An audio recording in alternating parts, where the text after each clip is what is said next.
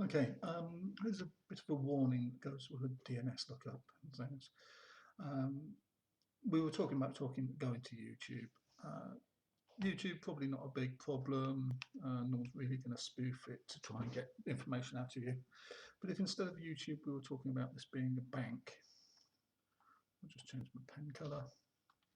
So if this was supposed to be some bank, big bank that we've got connected over here.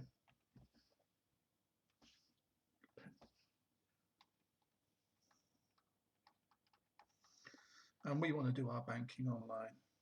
And we consider this situation. Well, I'm on my mobile phone and I've got access to public Wi-Fi and I'm going to try and do it.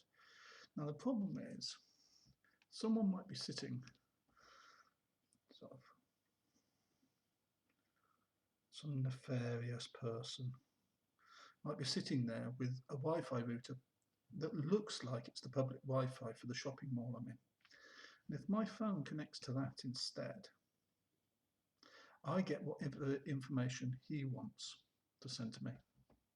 He, she, anybody.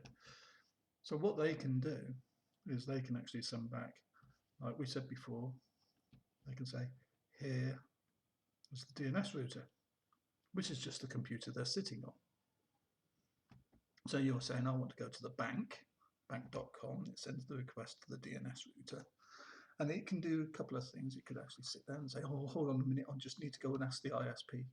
But what it could do is actually sit there and send you a link to his website, which has its own fake bank.com on it.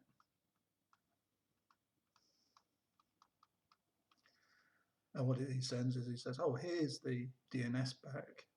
I've just looked at it in my cache. Here's my cache. And I can send that back to you. And you're now going to connect through him, probably through there's the actual Wi-Fi you thought you were using. They'll go to the ISP. But now he'll send back the DNS for fake bank, which could be somewhere completely different. And he sends that back to you. So you now have a table entry saying bank.com. So this you might not even be doing any banking at the moment. You're just doing this on your phone. Bank.com, and you've now got a little cache entry saying this, 254.7.1. So this is the computer your phone thinks it needs to talk to. Now, depending on the way the phones are set up now, potentially you could actually go home, connect to your router, and it would still use this address. And what you wind up doing is you wind up talking to the fake bank, and he might have it all nicely set up that you think you're talking to your bank, and you go, right, I'm at home, I'm on my safe router now, I'm not on public Wi-Fi, but they may have actually put into your DNS cache a fake entry. And that means that even when you think you're safe at home, it goes off and it talks to the fake bank.com.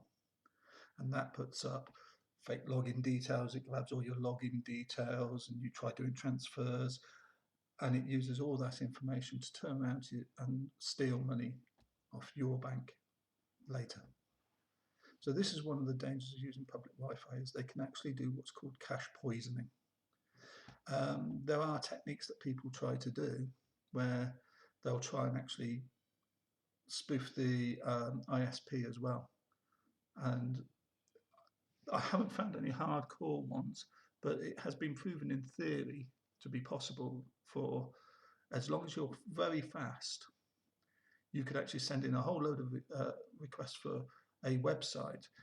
It sends off asking Cloudflare and ICANN for this website, but they can spoof in a lot of messages saying, oh, here's the reply, here's a reply, here's a reply to that request, here's a reply to that request, this is the IP address.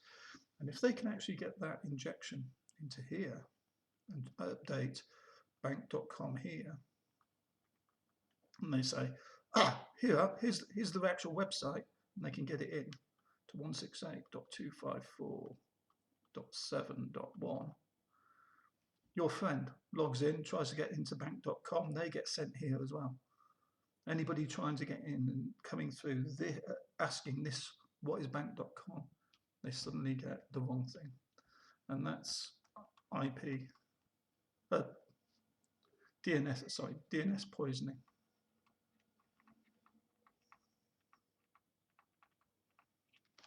And or DNS spoofing.